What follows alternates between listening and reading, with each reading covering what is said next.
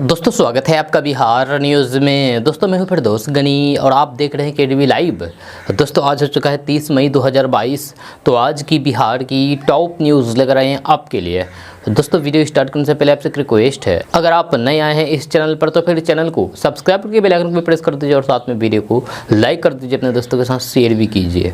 तो चलिए दोस्तों स्टार्ट करते हैं आज की पूरे बिहार की टॉप न्यूज़। दोस्तों वीडियो स्टार्ट करने से पहले आप लोगों के लिए एक ज़रूरी सूचना है। सूचना यह है कि आप सब लोगों ने कल की वीडियो में बहुत सारे कमेंट करके हमसे सवाल पूछे थे। आज हम आप लोगों के सवालों का जवाब देने की पूरी कोशिश करेंगे।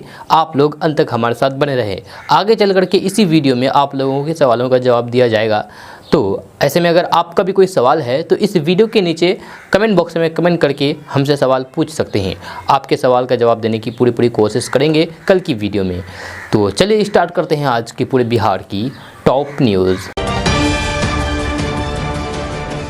दोस्तों आज बिहार न्यूज़ में सबसे पहले बात करते हैं कि दुनिया में सबसे गहरी सोने का खान कर्नाटक के कोलार में है, जिसमें से अब सोना नहीं निकाला जाता है। जब भारत के कुछ ही जगहों पर सोना मिलता है, लेकिन अब बिहार के जमुई में हिंदुस्तान के इतिहास का सबसे बड़ा सोना रिजर्व मिला है। जी हाँ, भारतीय भू वैज्ञानिक सर्वेक्षण यानी कि GSI के अनुसार जमुई जिले में 37 टन खनिज युक्त अयस्क सहित लगभग 222 मिलियन टन सोने का भंडार मौजूद है। जमुई में सोने के भंडार की खोज के लिए खान भूविज्ञान विभाग, GSI, राष्ट्रीय खनिज विकास निगम सहित जांच में लगी एजेंसियों के साथ विचार कर रहा है। आपको बता दूं कि केंद्रीय खान मंत्री प्रहलाद जोशी ने पिछले साल लोकसभा में जानकारी दी थी कि बिहार के पास भारत के सोने के भंडार में सबसे ज़्यादा हिस्सेदारी है।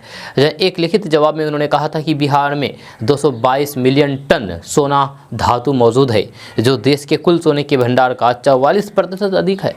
नेशनल मिनरल इन्वेंटरी के अनुसार देश में 1 अप्रैल 2015 के आंकड़े के मुताबिक 654 टन स्वर्ण धातु मौजूद है। इस धातु से 501 मिलियन टन तक सोना निकाला जा सकता है। इसमें से बिहार में 222 मिलियन टन स्वर्ण धातु मौजूद है। दोस्तों बात करते हैं कि अगर आपके पास गाड़ी है, पक्का मकान भी है और ऐसे में आप PDS यानी कि जन वितरण प्रणाली लाभुक हैं, तो फिर ज़रा आप सावधान हो जाइए। ये खबर फिर से आपके लिए ही है। जब बिहार में पंचायती राज विभाग ने राशन कार्ड बंद करने के साथ साथ कार्रवाई करने का भी मन बना लिया है।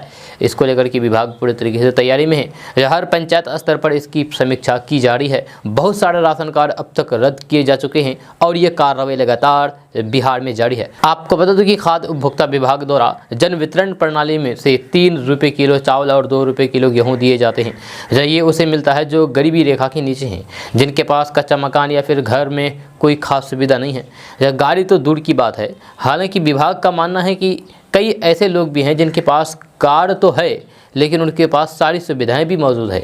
जब बिहार के पंचायती राज मंत्री सम्राट चौधरी ने कहा है कि सभी प्रखंडों में समीक्षा चल रही है। जब वैसे लोग जिनके पास पक्का मकान है, गाड़ी भी है और घर में सभी सुख सुविधाएं मौजूद है, लेकिन गरीबों को मिलने वाला अनाज भी ले रहे हैं, तो वैसे लोगों पर कार्रवाई की जाएगी।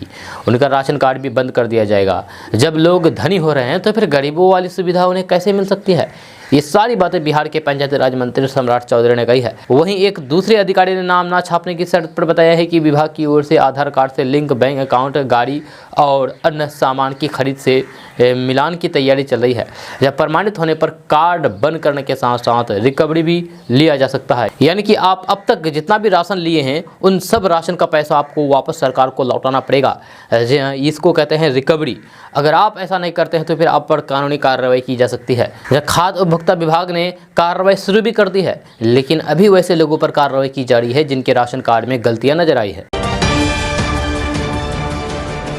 दोस्तों बात करते हैं कि RJD सुप्रीमो लालू प्रसाद यादव की बेटी मीसा भारती और पूर्व विधायक फैयाज अहमद ने राज्यसभा चुनाव के लिए नामांकन कर दिया है। सिवान के पूर्व सांसद दिवंगत मोहम्मद शहाबुद्दीन की पत्नी हिना साहब का प्रत्याशी नहीं बनाए जाने से उनके समर्थकों में खासी नाराजगी है। अब इसे लेकर के सिवान में सियासी हलचल तेज हो गई है। जदयू के चर्चित पूर्व विधायक श्याम बहादुर सिंह ने हिना साहब को यानी कि दिवंगत मोहम्मद शहाबुद्दीन की पत्नी को जदयू में शामिल होने का ऑफर दिया है। जब उन्होंने कहा है कि हिना साहब के साथ अन्याय हुआ है। राज्यसभा चुनाव में टिकट नहीं मिलने के बाद हिना साहब ने भी खुल्लम खुल्ला कह दिया है कि जो समर्थकों एवं जनता का फैसला होगा वही हमारा फैसला होगा। जहां उनके इस बयान को राजनीतिक तौर पर भी काफ़ी अहम माना जा रहा है।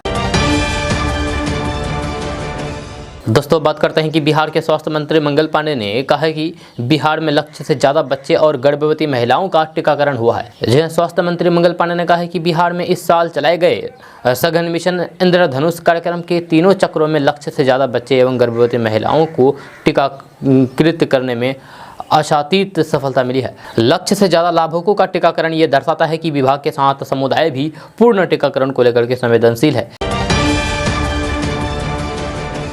दोस्तों बात करते हैं कि बिहार बीपीएससी पेपर लीक कांड के आरोपियों पर आर्थिक अपराध इकाई यानी कि ईओयू का शिकंजा कसता जा रहा है। ईओयू की टीम ने बिहार के अररिया में बड़ी कार्रवाई की है। टीम ने अररिया के राजस्व पदाधिकारी राहुल कुमार को इस मामले में गिरफ्तार किया है। आरोपी राहुल कुमार अररिया के भरगामा अंचल के राजस्व पदाधिकारी हैं। राहुल कुमार मूल रूप से बिहार के गया जिले के अत्तरी में रहने वाला है। राजेश के पिता मधुबनी में दारोगा के पद पर तैनात है। ईओयू की टीम की माने तो Rahul Kumar BPSC paper leak कांड में सालवर गैंग के सरगना आनंद गौरव उर्फ पिंटू यादव से लगातार संपर्क में था। जानकारी के मुताबिक बीपीएससी प्रारंभिक परीक्षा के पहले और परीक्षा के दिन राहुल कुमार सालवर गैंग के सरगना से लगातार फोन पर संपर्क बनाए हुए था। जब बीपीएससी परीक्षा शुरू होने के 1 घंटे पहले राहुल कुमार के मोबाइल पर प्रश्न और उत्तर दोनों पहुंच गए थे। दोस्तों बात करते हैं कि फिल्म एक्टर सोनू सूद फिर से मसीहा बने हैं। उन्होंने बिना मांगे ज़रूरतमंद की मदद करके लोगों का दिल जीत लिया है। बिहार के नालंदा के सोनू जमुई की सीमा के बाद अब सोनू सूद नवादा की 2.5 साल की बच्चे की मदद के लिए सामने आए हैं। दरअसल जन्म से ही बच्चे के 4 हाथ और 4 पैर हैं। जब बच्चे के माता पिता इलाज के लिए जमुई एसडीओ से मदद की गुहार लगाने गए थे, तभी बच्चे को देखने के लिए लोगों की भीड़ उमड़ पड़ी। इसी दौरान किसी ने 4 हाथ पैर वाली बच्ची का वीडियो बना डाला और उसे सोशल मीडिया पर वायरल कर दिया। वीडियो वायरल होने के बाद जब इस पर सोनू सूद की नज़र गई, तब उन्होंने बिना समय गंवाते हुए बच्ची का इलाज शुरू कराया। डॉक्टर के इलाज करते एक फ़ोटो पोस्ट करते हुए सोनू सूद ने ट्विटर पर लिखा है कि टेंशन मत लीजिए, इलाज शुरू कर दिया गया है, बस दुआ करिएगा। इससे पहले सोनू सूद ने जमुई की रहने वाली 10 साल की दिव्यांग सीमा की भी मदद की थी, जो एक पैर से पैदल चल करके स्कूल का सफ़र तय करती थी, जो आपको केडीवी लैब के माध्यम से भी बताया गया था। एक पैर के साथ स्कूल जाते वीडियो जैसे ही वायरल हुआ तो सोनू सूद के हाथ सीमा की मदद के लिए उड़ गए। सोनू सूद ने बिहार की इस बेटी के हौसले को सलाम करते हुए ट्विटर पर लिखा था कि अब ये अपने एक नहीं बल्कि दोनों पैरों पर कूद करके स्कूल जाएगी। टिकट भेज रहा हूँ, चलिए दोनों पैरों पर चलने का समय आ गया है। वहीं इससे पहले सोनू सूद ने नालंदा का वायरल बॉय सोनू की भी मदद की थी। नालंदा का रहने वाला सोनू, जिसे लोग वायरल बॉय के नाम से भी जानते हैं, उसने सरकार से अच्छी शिक्षा का हक मांगा था। दोस्तों बात करते हैं कि मंदिर मस्जिद विवाद के बीच शनिवार को उत्तर प्रदेश के देवबंद में जमीयत उलमा हिंद की बैठक हुई। बैठक के दौरान जमीयत के अध्यक्ष मौलाना महमूद मदनी देश में चल रहे विवाद पर भावुक हो गए, जब उन्होंने इसे देश के लोगों को बांटने वाला करार दिया है। महमूद मदनी ने रोते हुए कहा है कि बात अखंड भारत की करते हैं, जब पर सब चीज़ें बांटने की कोशिश करते हैं। ईदगाह मैदान पर मौलाना महमूद मदनी ने भावुक स्वर में कहा है कि हमें अपने ही देश में अजनबी बना दिया गया है। उन्होंने मुसलमानों से अपील करते हुए कहा है कि हम आग से आग नहीं बुझा सकते हैं, प्यार से नफरत को हराया जा सकता है। मौलाना मदनी ने अपने भाषण में देश की बात करते हुए सामाजिक एकता पर जोर दिया है। इसके साथ ही उन्होंने मंदिर मस्जिद के मुद्दे पर भी जारी महाभारत पर दुख जताया है। जहाँ सभा को संबोधित करते हुए मदनी ने कहा है कि जो नफ़रत के पुजारी हैं, आज वे ज़्यादा नज़र आ रहे हैं। अगर हमने उन्हीं के लहजे में जवाब देना शुरू कर दिया तो फिर वे अपने मकसद में कामयाब हो जाएंगे। जमीयत के अध्यक्ष मौलाना महमूद मदनी ने कहा है कि हम हर चीज़ से समझौता कर सकते हैं, लेकिन ईमान से समझौता नहीं कर सकते हैं। जब वे देश को अखंड भारत बनाने की बात करते हैं, पर देश में मुसलमान का पैदल चलना भी दुश्वार कर दिया है, जब वे मुल्क के साथ दुश्मनी कर रहे हैं। मौलाना मदनी ने कहा है कि मस्जिदों के बारे में चर्चा के बाद जमीयत फैसला करेगी, फैसले के बाद कोई कदम पीछे नहीं हटाया जाएगा। हमारा जिगर जानता है कि हमारी क्या मुश्किलें हैं। उन्होंने कहा कि मुश्किल झेलने के लिए हौसला होनी चाहिए। हम जुल्म को बर्दाश्त कर लेंगे, दुखों को सह लेंगे, पर अपने मुल्क पर आंच नहीं आने देंगे। मौलाना महमूद मदनी ने देश में नफरत फैलाने वाले लोगों को देश का दुश्मन और गद्दार बताया है, साथ ही नफरत को मोहब्बत से ख़त्म करने का लोगों को पैगाम दिया है। जब मदनी ने देश में हाल ही में हुए कुछ सांप्रदायिक घटनाओं का परोक्ष रूप से हवाला देते हुए कहा है कि देश में नफरत की दुकान चलाने वाले मुल्क के दुश्मन है, गद्दार है। उन्होंने कहा है कि नफरत का जवाब कभी भी नफरत से नहीं दिया जा सकता है, बल्कि मोहब्बत से दिया जाता है। दोस्तों बात करते हैं कि बीजेपी की राष्ट्रीय प्रवक्ता नुपुर शर्मा की मुश्किलें बढ़ती जा रही है। जब नुपुर शर्मा के खिलाफ एफआईआर दर्ज हुई है, ये एफआईआर मुंबई पुलिस ने दर्ज की है। रजा एकेडमी ने नुपुर शर्मा पर ये एफआईआर दर्ज कराई है। नुपुर शर्मा पर टीवी डिबेट के दौरान पैगंबर मोहम्मद पर आपत्तिजनक टिप्पणी करने का आरोप लगाया है। नुपुर शर्मा पर धारा 295A, 153A, 505B के तहत केस दर्ज किया गया है। रजा एकेडमी ने नुपुर शर्मा के खिलाफ कार्रवाई की मांग की है। इस घटना के बाद नुपुर शर्मा की #अरेस्ट नुपुर शर्मा के टैग चलाए जा रहे हैं। दोस्तों अब वक्त हो चला है आपके सवालों के जवाब का। तो सबसे पहले सवाल लेते हैं हरिलाल मांझी जी से। ये लिखते हैं कि सर स्टूडेंट क्रेडिट कार्ड बनाने में कौन कौन सा डॉक्यूमेंट्स लगेगा, प्लीज़ रिप्लाई।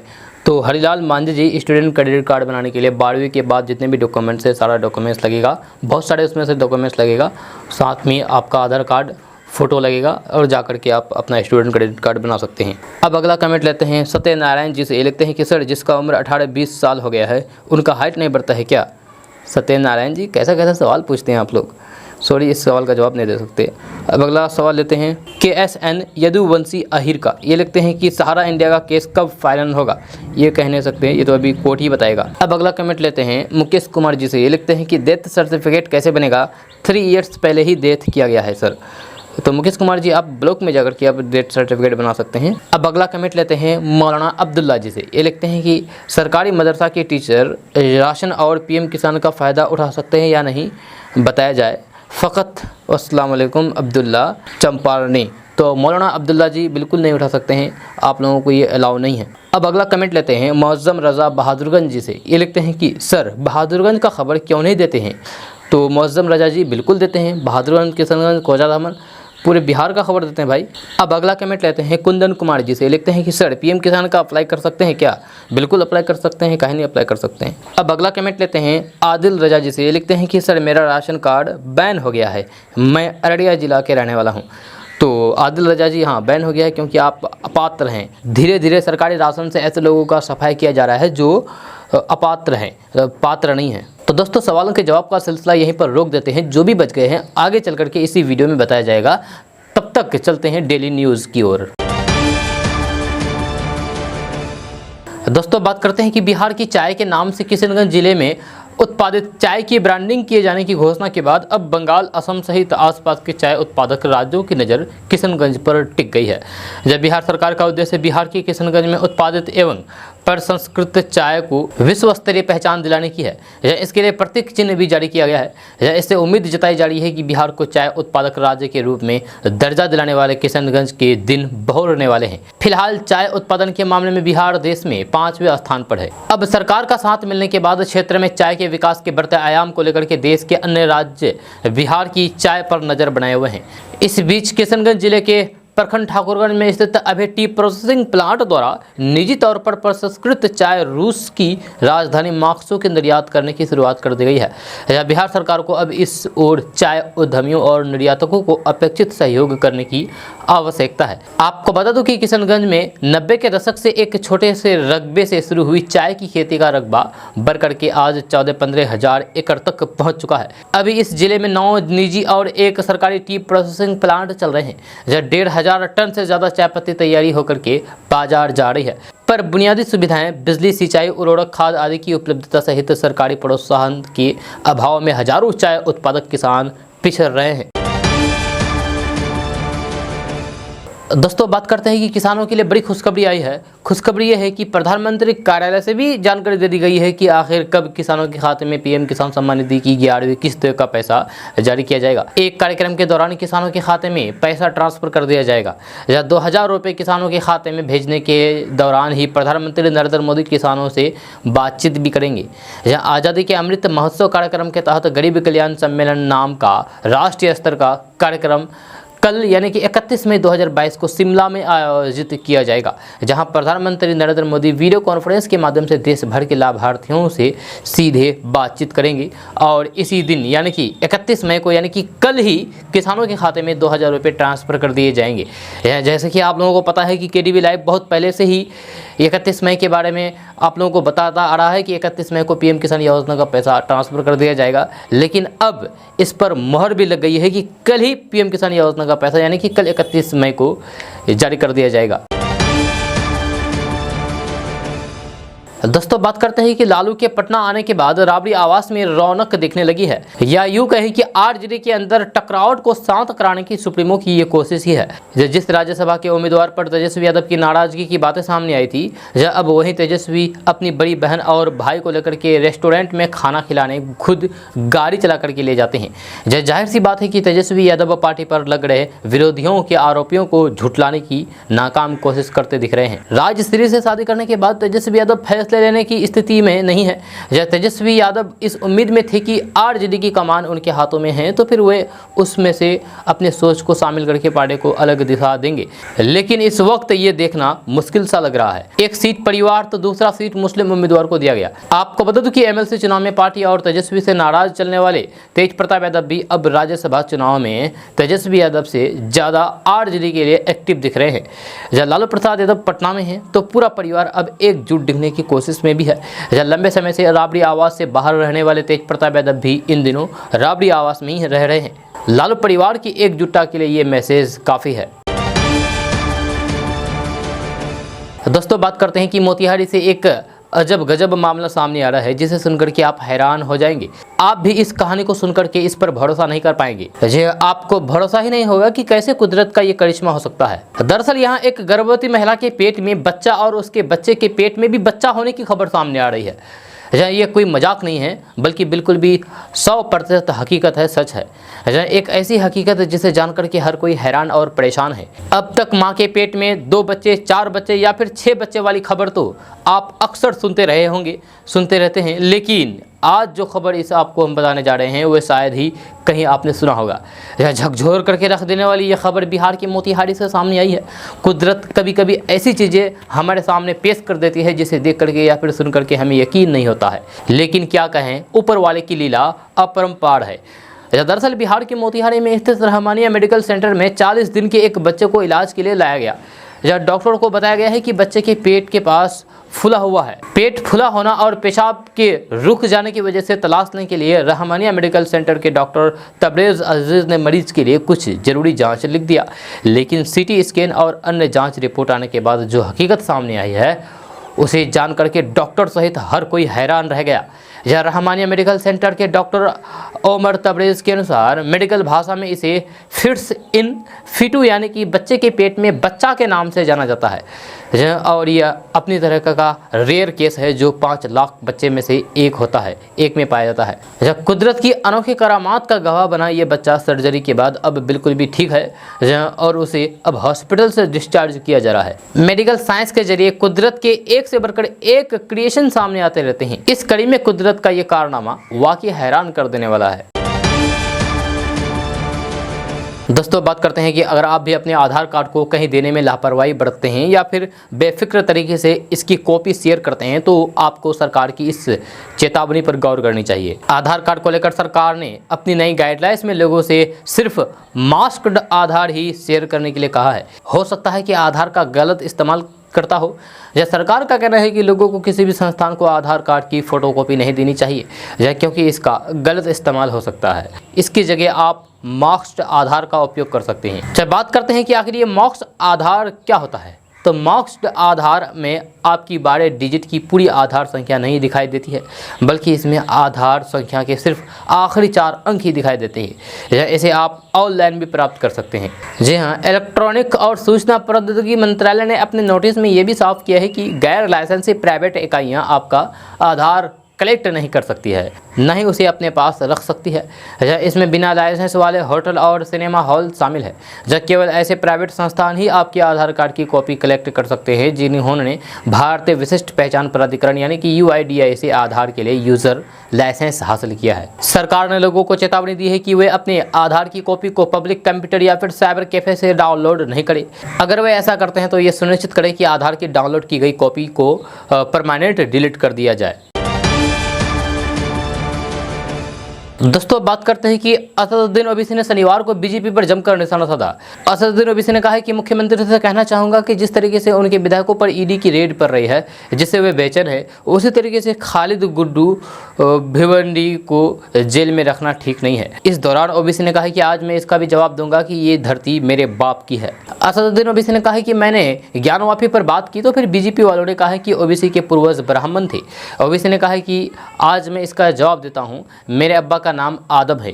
ऊपर वाले ने आदम को अम्मी के साथ जब भेजा तो फिर भारत में भेजा, तो इस हिसाब से ये धरती मेरे बाप की है। AIMIM के अध्यक्ष असदुद्दीन ओवैसी ने कहा कि आज जब मैं बोलूँगा तो फिर इनको रात को नींद नहीं आएगी।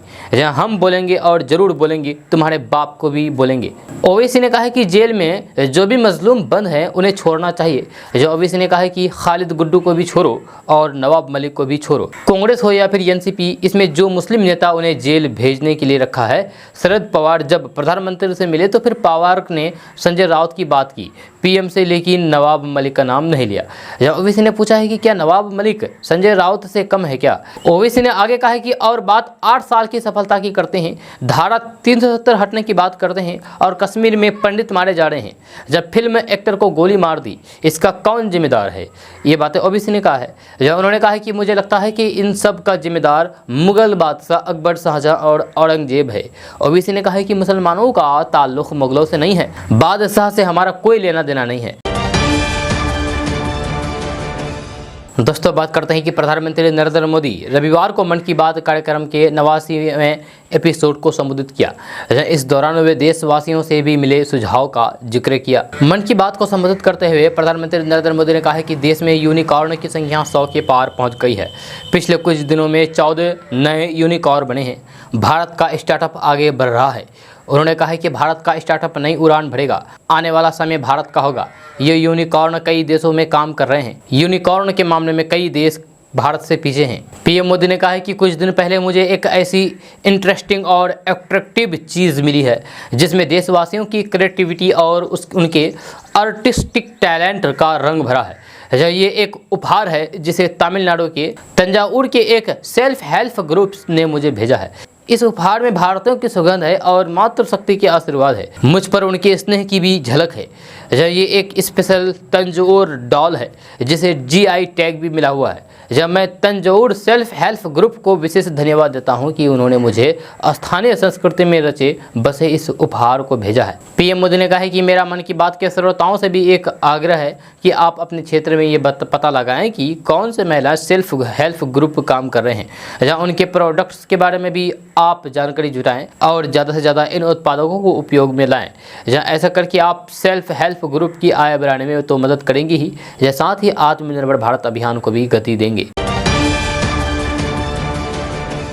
दोस्तों बात करते हैं कि बिहार के सभी 38 जिलों में आज सोमवार को बारिश होने की संभावना जताई गई है। साथ ही बिजली चमकने, मेघ गर्जन और कहीं कहीं वज्रपात के भी गिरने का पूर्वानुमान है। इस दौरान 30 से 40 किलोमीटर प्रति घंटे की रफ्तार से हवा भी चलने की संभावना है। बिहार के कुछ जिलों में तेज बारिश होने का पूर्वानुमान बताया गया है। बिहार के 21 जिलों में कल बारिश हुई। जिन जिलों में बारिश हुई है उनमें पूर्वी चंपारण, गोपालगंज, शिवहर, सारण, सीतामढ़ी, सिवान, मुजफ्फरपुर, पटना, अरवल, जहानाबाद, नालंदा, नवादा, वैशाली, बक्सर, भोजपुर, समस्तीपुर, दरभंगा, मधुबनी, बेगूसराय, कैमूर और रोहतास जिले शामिल है। जहाँ अन्य जिलों में भी बारिश होने का पूर्वानुमान है। इसके अलावा बिहार के बक्सर, भोजपुर, किशनगंज, कैमूर, रोहतास, औरंगाबाद, गया, अरवल, नालंदा, नवादा में बारिश होने का अनुमान है। मध्य बिहार के पटना जिले में पालीगंज, शेखपुरा, जमुई, लखीसराय, भागलपुर, खगड़िया, कटिहार, मधेपुरा और पश्चिमी चंपारण में हल्की बारिश होगी। आज सोमवार को बिहार का तापमान 40 डिग्री से नीचे रहने की संभावना है। आज बारिश होने के बावजूद भी बिहार के उत्तर पश्चिमी, दक्षिण पश्चिमी भाग के बक्सर, भोजपुर, औरंगाबाद, अरवल, रोहतास, कैमूर जिलों में 38 में से 40 डिग्री सेल्सियस तापमान रहने की उम्मीद है। अन्य जिलों में औसतन 33 से 36 डिग्री सेल्सियस तापमान रहने की संभावना जताई जा रही है। दोस्तों बात करते हैं कि जल जीवन मिशन ने 50% ग्रामीण घरों में नल के पानी के कनेक्शन का एक महत्वपूर्ण मील का पत्थर हासिल किया है। जल शक्ति मंत्रालय के एक अधिकारी ने इसकी जानकारी दी है। गोवा, तेलंगाना, अंडमान और निकोबार द्वीप समूह, DNN हवेली और दमन और दीप, पुडुचेरी और हरियाणा ने पहले ही 100% घरेलू कनेक्शन हासिल कर लिया है। पंजाब, गुजरात, हिमाचल प्रदेश और बिहार राज्यों में 90% से भी अधिक कवरेज है और अधिकारी के अनुसार हर घर जल का दर्जा दर्जा प्राप्त करने की दिशा में तेजी से प्रगति कर रहे हैं। ग्राम स्वरोजगार प्राप्त करने के लिए महात्मा गांधी का सपना जल जीवन मिशन का उद्देश्य शुरू से ही पंचायती राज संस्थानों और समुदाय को जलापूर्ति योजनाओं में शामिल करके उन्हें सशक्त बनाना है। दोस्तों बात करते हैं कि बिहार के नालंदा का एक वीडियो बीते दिनों सोशल मीडिया पर वायरल हुआ था, जिसमें एक बच्चा मुख्यमंत्री नीतीश कुमार से हाथ जोड़ करके शिक्षा की मांग कर रहा था। जब वीडियो में सोनू कुमार नाम का बच्चा जिस अंदाज में सीएम नीतीश कुमार से अपनी बात कह रहा था, उसे सुनकर के हर कोई हैरान था। जब वीडियो देखते ही देखते देश भर में छा गया। टीवी चैनल और यूट्यूबर उसका इंटरव्यू लेने के लिए उसके घर पहुँचने लगे। आलम यह हो गया था कि सोनू और उसके परिवार वाले अब इससे परेशान हो गए हैं और खुद को अकेला छोड़ने की गुहार लगा रहे हैं। सोनू इस नए वीडियो में कहते हैं कि मैं अब इंटरव्यू देते देते थक गया हूं, बस करो भाई। सोनू कुमार वीडियो में बिस्तर पर लेटा हुआ है, वहीं परिवार वाले उनके पास है। बताया जा रहा है कि सोनू कुछ यूट्यूबर को इंटरव्यू देते देते अचानक से बेहोश हो गया। जब कुछ देर बाद उसे होश आया। इंटरव्यू लेने वाले यूट्यूबर से सोनू के घर वाले परेशान हो गए और उसे अकेले छोड़ने की गुहार लगा रहे हैं, यानी कि सोनू अब इंटरव्यू नहीं देने वाले हैं। दोस्तों अब वक्त हो चला है आपके सवालों के जवाब का। तो सबसे पहले सवाल लेते हैं राम प्रवेश मिस्त्री से। ये लिखते हैं कि फिरदौस जी, किसान सम्मान निधि योजना में अप्लाई हो रहा है क्या? हमें भी किसान सम्मान निधि योजना में का लाभ लेना है, कैसे होगा? तो राम प्रवेश जी, इसके लिए आपको ऑनलाइन करना पड़ेगा। आप ऑनलाइन के माध्यम से अप्लाई कर सकते हैं। अब अगला कमेंट लेते हैं आज़ाद मियाँ जी से। ये लिखते हैं कि मैं कटिहार जिला का अहमदाबाद प्रखंड मायामारी गांव का रहने वाला हूं।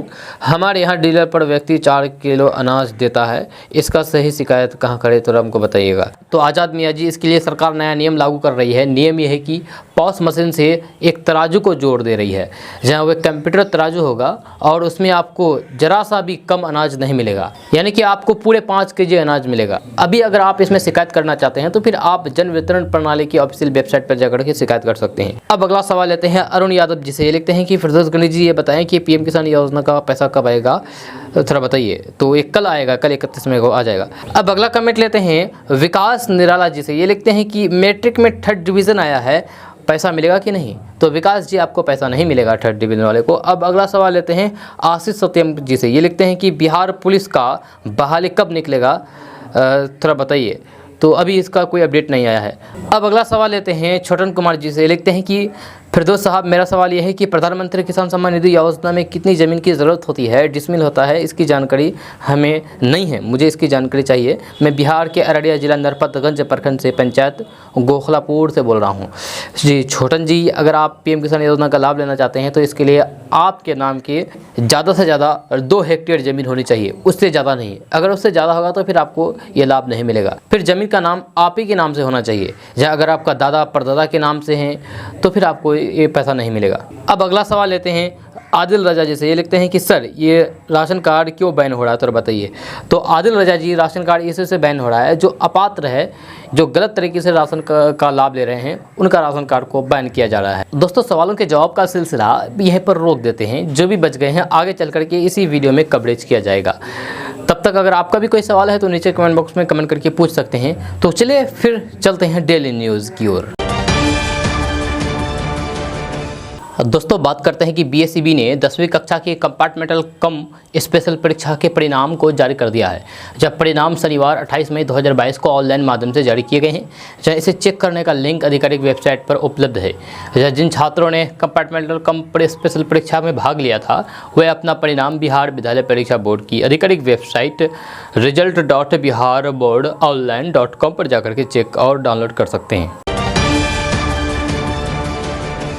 दोस्तों बात करते हैं कि बिहार के बिजली उपभोक्ताओं के लिए एक और बड़ी खुशखबरी है। जब पटना जिले के बाढ़ में स्थित एनटीपीसी के स्टेज 1 की 660 मेगावाट वाली दूसरी यूनिट का बॉयलर लाइट अप टेस्ट शनिवार को सफलतापूर्वक पूरा हो गया है। जब वित्तीय वर्ष 2022-23 में ही इस यूनिट से व्यावसायिक उत्पादन आरंभ हो जाएगा, जहाँ इस यूनिट से बिहार को 402 मेगावाट बिजली मिलेगी। इसके बाद बिहार में बिजली की उपलब्धता और अधिक बढ़ जाएगी, जैसे छोटे शहरों और गाँवों में भी पावर कट से लोगों को निजात मिलेगी। पिछले 5 से 6 सालों में बिहार में बिजली की उपलब्धता लगातार सुधरी है। तो दोस्तों बात करते हैं कि मीठे स्वाद और रस से भरी लीची को आप तक पहुंचाने के लिए कितनी मेहनत करनी पड़ती है, इसे आप मुजफ्फरपुर की बाग और इसके किसानों से मिल करके समझ सकते हैं। जहाँ वे पूरे साल बाग को अपने पसीने से सींचते हैं। फसल तैयार होने पर अगर वो एक सप्ताह के अंदर ना बिके तो फिर सब कुछ बर्बाद हो जाता है। इस समय कुछ ऐसे ही स्थिति है। अभी प्रतिदिन करीब 400 से 500 टन लीची निकल रही है। इसे बाजार तक पहुंचाने में किसानों को पैकेजिंग से लेकर के परिवहन तक की समस्या का सामना करना पड़ रहा है। जब सरकार इस पर ध्यान नहीं दे रही है, किसानों के हिस्से करवाहट ही है। जब मुजफ्फरपुर जिले में 12,000 हेक्टेयर में लीची की खेती होती है, करीब 20,000 किसान इससे जुड़े हैं। दोस्तों बात करते हैं कि भागलपुर की शिक्षिका डॉक्टर सुमन सोनी की सेवा भावना को राष्ट्रीय स्तर पर सम्मान मिला है। यह दिल्ली के एक होटल में आयोजित समारोह में उन्हें दादा साहेब फाल्के नारी शक्ति आइकॉन अवार्ड से नवाजा गया है। सुमन सोनी बिहारी कन्या मध्य विद्यालय मिर्जानहाट में कार्यरत हैं, जहाँ वे प्रत्येक माह अपने वेतन की 10% राशि जरूरतमंद लोगों पर खर्च करती है। जहाँ वे दाह संस्कार शादी में जरूरतमंदों को आर्थिक मदद करती है, जरूरतमंद बच्चों को पढ़ाई लिखाई पर भी खर्च करती है। सुमन प्रत्येक साल बाढ़ की विभीषिका झेलने वालों की मदद के लिए भी सुमन आगे आती है। सुमन सोनी अभी अपने खर्च पर कई गरीब बच्चे को पढ़ा रही है। ऐसे बच्चे सुमन सोनी को मां कह करके बुलाते हैं। सुमन ने कहा है कि वह इस सम्मान ने मेरी जिम्मेदारी को और आगे बढ़ा दी है। मैं वृद्धाश्रम और अनाथालय को मंदिर मानती हूँ। अपने बच्चों के संग वहाँ जाकर के लोगों की सेवा करती हूँ। पर्व त्यौहार या फिर खुशी की किसी अन्य अवसर पर मैं पास के स्लम एरिया में बच्चों को घर बुलाती हूँ, उनके साथ बैठ करके खाना खाती हूँ। बच्चे के चेहरे पर मुस्कान देख करके जो खुशी मिलती है वो शब्दों में बयां करना मुश्किल है। मैं और लोगों से कहती हूँ कि बांटने से खुशियाँ बढ़ती है। दोस्तों बात करते हैं कि पटना से उत्तर बिहार के बीच का सफ़र आसान होने वाला है। चंद घंटों के इस सफ़र में लोग घंटे घंटे भर तक अब पटना के महात्मा गांधी सेतु पर नहीं फंसेंगे। ऐसा इसलिए होगा कि कम से कम एक दशक बाद इस पुल के दोनों लेन से गाड़ियों का आवागमन सुचारू रूप से होने जा रहा है। फिलहाल इस पुल की पश्चिमी लेन का जीर्णोद्धार होने के बाद केवल इसी हिस्से का इस्तेमाल हो रहा है। अब पूर्वी लेन के पुनर्निर्माण का काम भी पूरा हो गया है। केंद्रीय मंत्री नितिन गडकरी और बिहार के मुख्यमंत्री नीतीश कुमार पुल की नवनिर्मित पूर्वी लेन का लोकार्पण करेंगे। महात्मा गांधी सेतु पूर्वी लेन उद्घाटन की तैयारियों में जिला प्रशासन जुटा हुआ है। आपको बता दूं कि गांधी सेतु पूर्वी लेन का उद्घाटन कार्यक्रम 7 जून को निर्धारित किया जा चुका है। इसका उद्घाटन केंद्रीय भूतल परिवहन एवं राष्ट्रीय राजमार्ग मंत्री नितिन गडकरी और मुख्यमंत्री नीतीश कुमार के हाथों होना है। दोस्तों बात करते हैं कि बिहार में मानसून के दस्तक देने से पहले सरकार ने बाढ़ के पहले तैयारी के लिए कमर कस ली है। बिहार सरकार के द्वारा मैथमेटिकल मॉडलिंग सेंटर बनाया गया है, जिससे नदियों में बाढ़ आने की संभावना को 5 दिन पहले अलर्ट कराया जा सकेगा। इस मैथमेटिकल मॉडलिंग सेंटर से अभी तक 1 से 2 दिन पहले ही अलर्ट कराया जा सकता था, लेकिन इस बार मानसून आने से पहले सरकार के द्वारा विशेष तैयारी की गई है, जिससे 5 दिन पहले नदियों में आने वाली पानी की पूरी जानकारी होगी। इस जानकारी में नदियों में अलग अलग जगहों पर वाटर लेवल कितना होगा, तटबंध पर कहां कहां दबाव पड़ सकता है, इन सभी चीज़ों की जानकारी मिलेगी। मैथमेटिकल मॉडलिंग सेंटर अभी तक 72 घंटा पहले तक पूर्वानुमान करते थे, लेकिन इस साल में 5 दिन पहले फोरकास्ट होगा। जब 5 दिन पहले नदियों में कितना पानी आने वाला है इसकी जानकारी मिलेगी। मैथमेटिकल मॉडलिंग सेंटर को लेकर के जल संसाधन मंत्री संजय झा ने कहा है कि नीतीश कुमार के द्वारा इसे स्थापित किया गया है। मानसून के दौरान नदियों की पूरी जानकारी इससे लोगों को मिल सकेगी। सबसे बड़ी बात यह है कि बाढ़ को रोका नहीं जा सकता है, लेकिन बाढ़ पूर्व यदि जानकारी मिलती है तो फिर जान माल के नुकसान बचाया जा सकता है। बाढ़ से बचाव के लिए बिहार की बड़ी 13 नदियों पर भी फोकस होता है, जिसमें 5 बड़ी नदियां जिनसे बाढ़ का खतरा है उसका फोरकास्ट किया जाता है। गंगा, गंडक, बागमती, कोसी, महानंदा और इन नदियों के सभी सहायक नदी। दोस्तों बात करते हैं कि बिहार में 10वीं कक्षा में बेसिक और बेसिक स्तर से नीचे छात्रों की संख्या हर विषय में ज़्यादा है। जब गणित में 74% छात्राएं और 66% छात्र इस कैटेगरी में शामिल है। जहाँ साइंस में 94% छात्राएं और 89% छात्र, सोशल साइंस में 90% छात्राएं और 84% छात्र, अंग्रेजी में 58% छात्राएं और 51% छात्र शामिल है। जहाँ वही मॉडर्न इंडियन लैंग्वेज में 92% छात्राएं और 88% छात्र इसी कैटेगरी में है। यह खुलासा नेशनल अचीवमेंट सर्वे 2021 की रिपोर्ट में हुआ है। दोस्तों बात करते हैं कि पटना में सीएनजी स्टेशन की कमी अब खत्म होगी। जब पटना के दानापुर से लेकर के दीदारगंज टोल प्लाजा तक हर 3 किलोमीटर पर एक सीएनजी स्टेशन होगा। जब इसके लिए सर्वे का काम पूरा हो चुका है। पेट्रोल पंप मालिकों से स्टेशन बैठने के लिए कोटेशन भी दिया जा रहा है। जुलाई के अंतिम सप्ताह तक दानापुर DRM ऑफिस के पास, कदम कुआं, कंकरबाग, फुलवाड़ी शरीफ, कैंसर हॉस्पिटल के पास और बिहार म्यूजियम के पास एक सीएनजी स्टेशन चालू हो जाएगा। आपको बता दूं कि अब तक 80 किलोमीटर एरिया में सीएनजी पाइपलाइन बिछा दी गई है। इसमें पटना नगर निगम क्षेत्र, दानापुर नगर परिषद क्षेत्र, खगौल नगर परिषद क्षेत्र और फुलवाड़ी शरीफ नगर परिषद क्षेत्र शामिल है। दोस्तों बात करते हैं कि राज्यसभा चुनाव को लेकर के बिहार और झारखंड में ऐसा माहौल बन गया है कि जैसे आम चुनाव होने वाले हैं। जहां एक तरफ बाकी सबकी निगाहें बिहार में एनडीए सहित बीजेपी जेडीयू की ओर है, तो फिर वहीं झारखंड में सीएम सोरेन हर तरफ से अपनी साख बचाने की कोशिश में लगे हैं। एक तरफ लाभ का पद मामला उनके गले की फांस बना हुआ है, तो फिर वहीं दूसरी ओर राज्यसभा चुनाव को लेकर के भी झारखंड में गहमागहमी है। खबर है हेमंत सोरेन ने कांग्रेस अध्यक्ष सोनिया गांधी से दिल्ली में मुलाकात की है राज्यसभा चुनाव को लेकर के।